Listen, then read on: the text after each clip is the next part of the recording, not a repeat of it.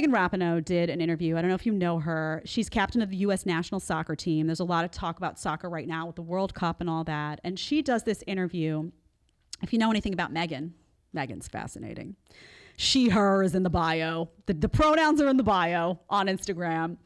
If you go on Twitter, it's like her photo. Instead of her face, it's the Black Lives Matter, like little image. So, you know, hard leftist, very politically active, very, very left wing, you know, pro-abortion. You can go and see all of her just to contextualize the person that's talking. And there's been a battle now in sports, as you know, people who follow these, is that women want to get paid the same amount as the guys. So there's, you know, female soccer players, this isn't just happening in soccer, but this is the topic of the moment, want to get paid the same as the male soccer player. So she goes on this interview and she has a conversation. Of course, the whole interview becomes about equity and discrimination. I want to play some of this, not because I care about sports, but because you need to hear how this is another example of a modern feminist, modern woman, how they talk about the idea of equity. Fascinating. Also all wrong. We'll get to why it's wrong. But take a listen. We'll go to 519 on that one. Of course not. I saw in the news recently that this Thursday at the Costa Rica-Germany match, there will be an all-female refereeing trio taking charge for the first time ever at a men's FIFA World Cup. Why do you think it took this long? I mean, probably the same reason that the World Cup is in Qatar, to be honest. It's just general fuckery, general sexism, racism, discrimination. Honestly, general probably fuckery. that whole reason. General fuckery I think sounds that's like probably... it could be the name of the person in charge of FIFA. General Okay, totally. so the reason I played this for you is because how often... audience, you'll know, how often do I say on this show that modern women, the modern left, they vomit the words out, right? You know, sexism, racism, misinformation, pick me. We do that all the time. And I do it in jest, and she just did it for you live, right? So the question was, why has there never been an all-female referee trio? I don't know. Does she know? Are there a bunch of women who are signing up that want to be, you know, referees in a male soccer game? I don't know. But her instinct, again, is to tell you that the reason behind that, the reasoning why is sexism, racism, discrimination. What does race have to do? It doesn't. You couldn't even figure out a way to tie race into this if you're a real thinking person. But the words just come out automatically, right? So you do something they don't like, racist. And then they sit and they say, was it racist? Well, it doesn't matter. Doesn't matter. The word fits. Yeah. You do something else they don't. Sexist.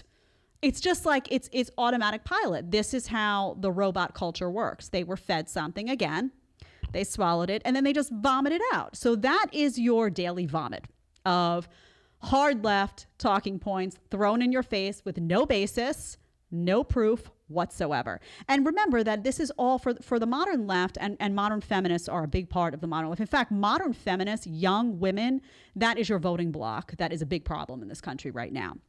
And this is how they talk. This is exactly how they talk. Everything is about identity politics. Everything is about your gender, your race. There's always some type of discrimination happening, even when it's not.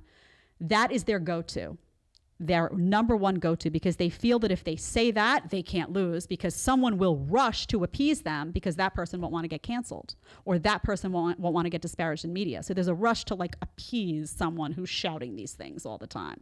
Nauseating, cowards, no backbone. Next. Okay. Let's go to 16. This is terrifying if you really pay attention. Let's take a listen.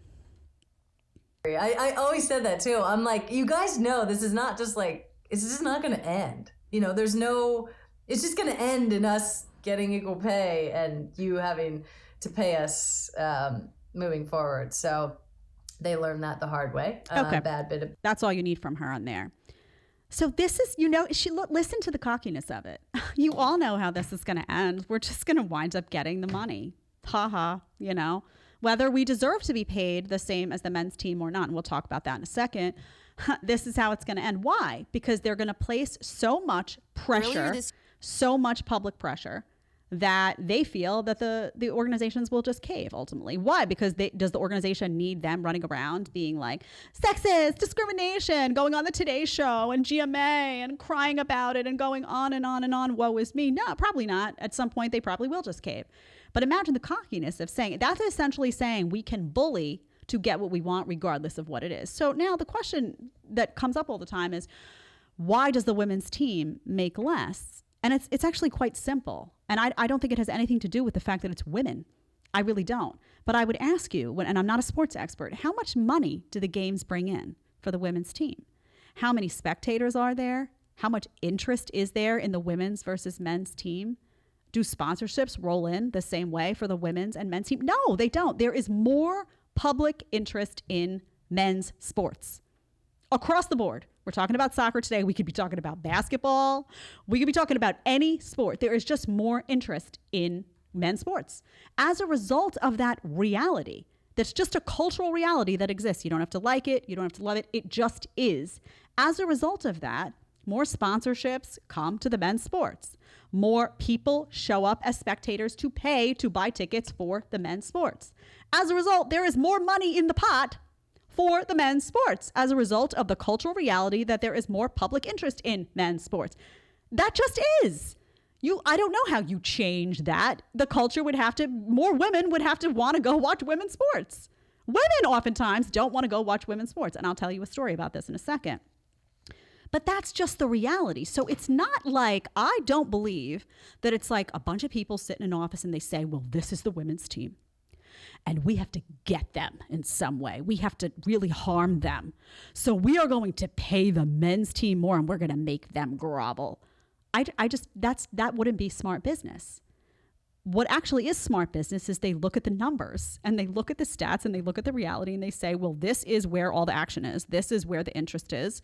This is where we're going to have more money so we can disseminate more money because we want this to continue because it's bringing in a bunch of money. This over here isn't bringing in as much money, so it gets less money in the pot.